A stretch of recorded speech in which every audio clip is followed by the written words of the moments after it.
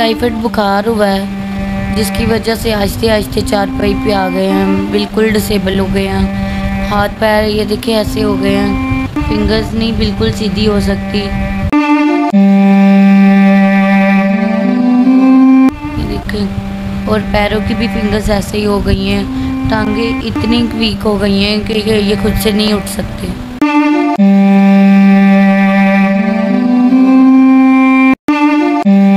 हमारे चैनल आवाज़ टीवी को लाइक करें, सब्सक्राइब करें और बेल आइकन को प्रेस करें ताकि हर आने वाली अपडेट आप तक पहुंच सके। अस्सलाम वालेकुम नाजरीन, मैं हूं आपका मेज़बान नेम इरशाद और आप देख रहे हैं आगाज़ टीवी। देखने और सुनने वालों को नईम का सलाम। मेरे साथ फ्रेम के अंदर एक फ़ैमिली जो है वो आप देख रहे हैं। ये भाई जो हैं इनका नाम रईस है और इनकी दास्तां कुछ ऐसी है कि आप सुनेंगे तो रोंगटे जो हैं वो आपके खड़े हो जाएंगे। किस तरह इनकी वाइफ ने बिनते हवा ने किस तरह अपने शोहर की 5 साल जो है वो खिदमत करती रही। जब ये डिसेबल हुए, जब इनको कोई सहारा देने वाला नहीं था, फिर भी उन्होंने 5 साल इनके साथ जो है वो अपनी लाइफ बसर की और अभी तक जो है वो करती आ रही हैं। बहुत मुश्किल होता है बीमारी में इसी तरह किसी का साथ देना, लेकिन इन्होंने फिर भी साथ दिया। आखिर इनके साथ क्या मुआजरा पेश आया था, ऐसा कौन सा जो है वो कहानी हुई कि ये जो है वो डिसेबल हुए, हम इन्हीं की ज़ुबानी जानते हैं। अस्सलाम वालेकुम। जी वालेकुम सलाम। अस्सलाम वालेकुम। वालेकुम सलाम। अच्छा बाजी बताइएगा, ये दास्तान जो है वो कैसे शुरू हुई? भाई जो हैं वो किस तरह डिसेबल हुए? ये बस भाई इनको टाइफाइड बुखार हुआ है, जिसकी वजह से आहिस्ते आहिस्ते चारपाई पे आ गए हैं, बिल्कुल डिसेबल हो गए हैं। हाथ पैर ये देखिए ऐसे हो गए हैं, फिंगर्स नहीं बिल्कुल सीधी हो सकती। ये देखें, और पैरों की भी फिंगर्स ऐसे ही हो गई हैं। टांगे इतनी वीक हो गई हैं कि ये खुद से नहीं उठ सकते। अच्छा बाजी बताइएगा, ये शादी से पहले हुआ या शादी के बाद हुआ? कैसे ये हुए थे बीमार, कब हुए थे? ये शादी से पहले ही हो गए थे, मगर इतने नहीं थे। शादी से पहले कम थे, चलते फिरते थे और जॉब भी करते थे।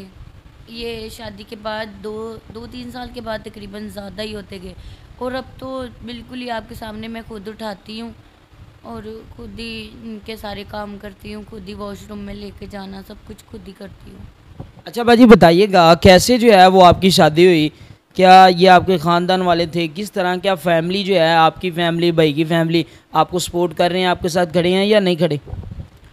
नहीं भाई, ना इसकी फैमिली हमारे साथ है ना मेरी फैमिली। हमने घर वालों के ख़िलाफ़ जाके शादी की थी। इनके घर वाले राज़ी थे, अम्मी तब ज़िंदा थे, तो अभी नहीं, अम्मी की डेथ हो गई है, तो अभी हमारे साथ कोई नहीं है। अस्सलाम वालेकुम। अच्छा दूसरी तरफ हमारे साथ मौजूद हैं रईस भाई, हम इनसे बात करें। अस्सलाम वालेकुम। वालेकुम सलाम। भाई कैसे हैं?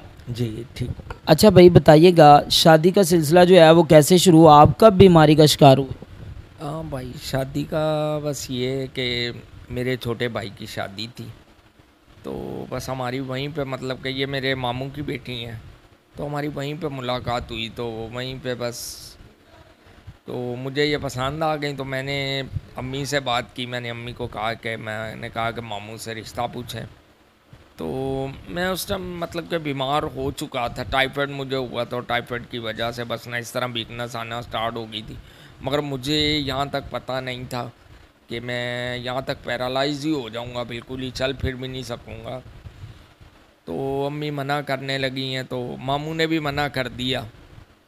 तो कहने लगे कि नहीं, मामू पहले भी नहीं मानते थे क्योंकि हम लोग कराची में रहते थे। ये कहते थे इतनी दूर नहीं हम लोगों ने मतलब कि शादी करनी है। तो बस इसी तरह हमारी स्टोरी, मतलब कि फिर हम लोगों ने कोर्ट मैरिज कर ली। अच्छा भाई, तो आपने आज तक जो है इस बीमारी के बारे हॉस्पिटल वगैरह किसी से रब्ता किया हो? हॉस्पिटल बहुत से सरकारी हॉस्पिटल मैंने, मुझे याद है कि मैंने हर हॉस्पिटल में दिखा दी। डॉक्टर कहते हैं कि इसका इलाज जो है ना, मतलब कि यहाँ पे तो मुमकिन नहीं है। वो कहते हैं इसकी फ़िज़ियोथेरेपी वगैरह करवाएं, ये करवाएं। तो हम लोग कराची गए थे, आगा खान वालों ने हमें एक टेस्ट दिया है, तो वो टेस्ट होना है USA से। तो वो टेस्ट काफ़ी ज़्यादा महंगा है, तो 400-500 पता नहीं इसके करीब डॉलर का है वो।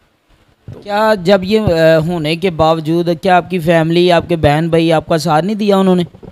नहीं, मेरा साथ किसी ने नहीं दिया, क्योंकि देखें जब शादी हुई है ना, उसके बाद हम लोग एक दूसरे से अलग हो गए, भाइयों की शादी हुई, फिर वो भाभियाँ बातें करती थी। तो इस तरह मतलब कि मैं तो उस टाइम पे जब पैरालाइज हुआ तो कोई कमाने वाला नहीं था, तो वो बस भाइयों के साथ लड़ाई करती थी कि ये बीमार है, ये है, वो है। तो इस तरह फिर हम भाइयों ने भी मुझे छोड़ दिया।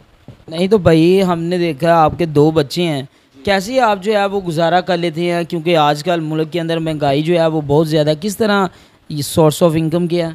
भाई सोर्स ऑफ इनकम यही है कि मेरी वाइफ जितना हो सकता है घर पे काम करती हैं, कुछ पार्लर का भी ये जानती हैं, तो वो काम करती हैं। और कुछ पहले हम लोगों ने, आज से 3-4 साल पहले भी हम लोग मीडिया पे आए हैं, वीडियो बनाई हैं। तो क्या उसको कहते हैं, बहन भाई हैं कुछ अल्लाह के बंदे इस तरह के भी, जो महीने के महीने कुछ ना कुछ हमारे लिए कर देते हैं, जिससे मेरे बच्चों के राशन का चल जाता है। मगर ये है कि मैं प्रॉपर एक इसलिए दोबारा मीडिया पे आया हूँ कि मैं मरियम नवाज़ साहिबा से भी रिक्वेस्ट करना चाहता हूँ कि प्लीज़, मैं रोज़ रोज़ इस तरह नहीं मतलब कि मीडिया पे आना चाहता। तो मैं देखता रहता हूँ कि वो गरीब लोगों के लिए बहुत मतलब कि वो करती हैं, उनकी मदद करती हैं। तो मैं सिर्फ़ उनसे एक रिक्वेस्ट करना चाहता हूँ कि मेरा इलाज करवा दें। मुझे भले बाहर से होता है या यहाँ होता है, कहीं पे भी होता है, तो मेरा इलाज करवा दें, या मेरे बच्चों के लिए कुछ ऐसा प्रॉपर कर दें कि मुझे ये रेंट, ये किराए ये ना देने पड़े। तो बस यही रिक्वेस्ट करना चाहता हूँ। अच्छा, अभी बहुत से ओवरसीज़ भाई हमें देख रहे हैं और उसके अलावा पाकिस्तान के अंदर ये वीडियो जो है वो देखी जाएगी, क्या पैगाम है आपका?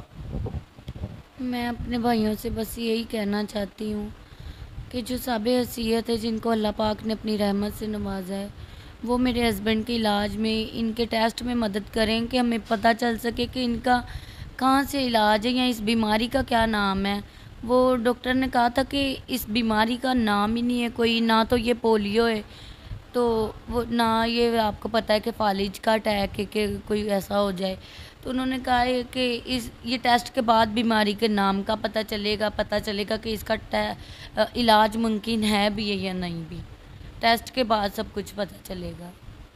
जी बहुत शुक्रिया। ये थे रईस भाई और साथ उनकी अहलिया जो थी वो हमारे साथ मौजूद थी, जिन्होंने अपने शोहर के लिए जो है वो बहुत कुछ किया और इनकी आज तक जो है वो खिदमत करती आ रही हैं।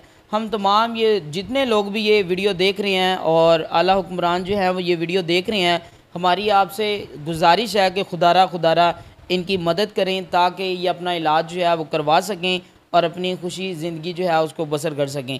और नीचे इनका स्क्रीनशॉट नंबर जो है वो चल रहा है, आप इनसे रब्ता करना चाहें तो कर सकते हैं। इसी के साथ अपने मेज़बान को इजाज़त दें। अल्लाह हाफ़िज़।